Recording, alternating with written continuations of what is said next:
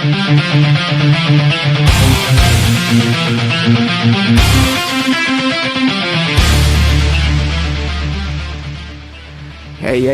sahabat ragu-ragu kembali. Assalamualaikum warahmatullahi wabarakatuh.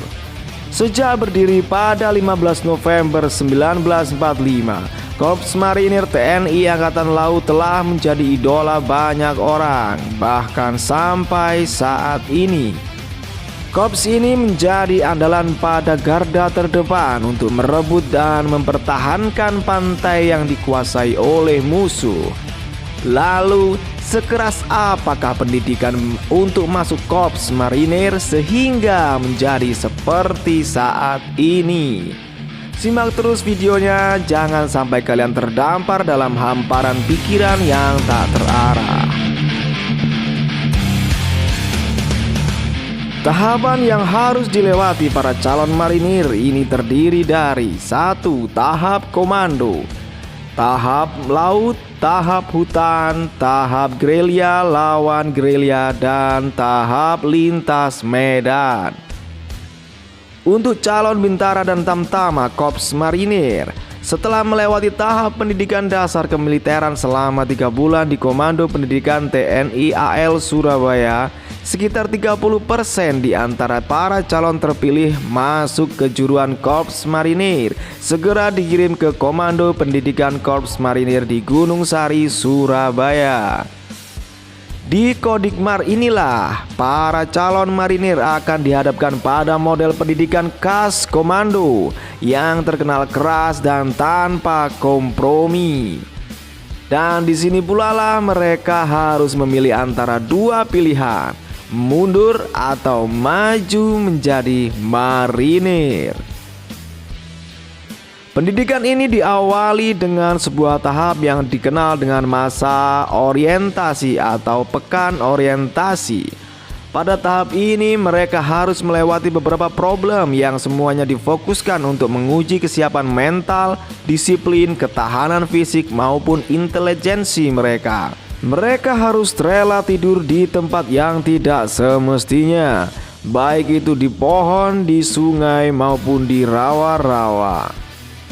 Mengikuti tahap pembelajaran yang meliputi teori maupun praktik. Disinilah mereka akan mempelajari dan mendalami doktrin-doktrin operasi amfibi dan operasi darat seperti materi penunjang lain yang berkaitan dengan profesi mereka sebagai prajurit. Pendidikan komando. Disinilah pendidikan yang paling berat. Semua calon harus menerapkan materi yang diperolehnya dalam bentuk skenario latihan pertempuran yang lengkap dan terjadwal secara terus-menerus.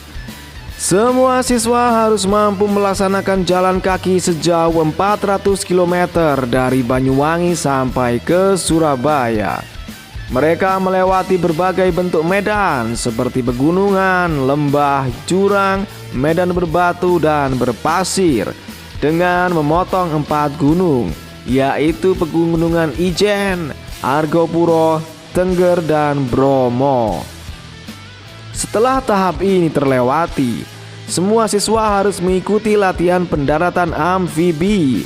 Disinilah masa awal mereka dikenalkan dengan pergelaran operasi amfibi yang sebenarnya. Usai pendaratan merupakan tahap yang paling menegangkan dan juga menyenangkan bagi calon marinir. Di bawah terpaan gelombang pantai sebatas pinggang, bagi yang dinyatakan lulus akan mengikuti upacara sakral yaitu pembaretan di Pantai Baruna, Malang Selatan. Disinilah akhir pendidikan yang merupakan awal mereka menjadi prajurit marinir sejati. Begitulah kerasnya pendidikan di Korps Marinir. Apakah kalian tertarik untuk menjadi prajurit sejati? Untuk itu jangan lupa untuk subscribe. Tekan tombol notifikasinya agar tidak ketinggalan berita menarik seputar militer dari channel ini. Lalu share biar teman-teman kalian tahu apa yang kalian ketahui. Wassalamualaikum warahmatullahi wabarakatuh.